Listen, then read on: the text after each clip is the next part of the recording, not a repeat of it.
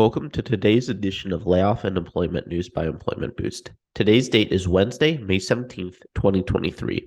If you are an individual affected by a layoff, or if you are a company facing a reduction in force, click the link above now or in the description box below for more information about our firm's outplacement support services and how we can help you as an individual land on your feet faster and get into a new job as quickly as possible, or as an organization, how we can smooth the layoff process and assist with your reduction in force.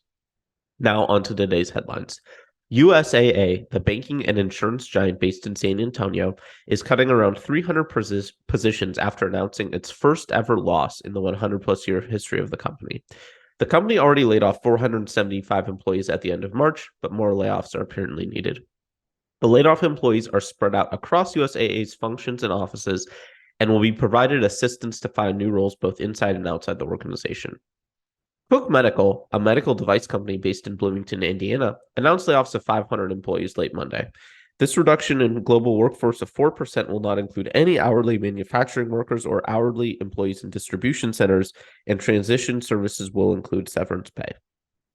English money transfer company Zepz is laying off 420 employees, or 26% of its global workforce, as the fintech industry continues to struggle. The company said that the layoffs will mostly impact Zepz customer care and engineering teams as they try to consolidate from various countries to central hubs. This is the second major layoff in around a year, as last June Zepz had a 5% reduction in force. However, this layoff is considered more of a streamlining and workforce optimization effort than it is for cost savings. Finally, investment giant Morgan Stanley is apparently contemplating laying off around 7% of its Asia-Pacific investment bank workforce, with more than 40 positions at risk, mostly in China.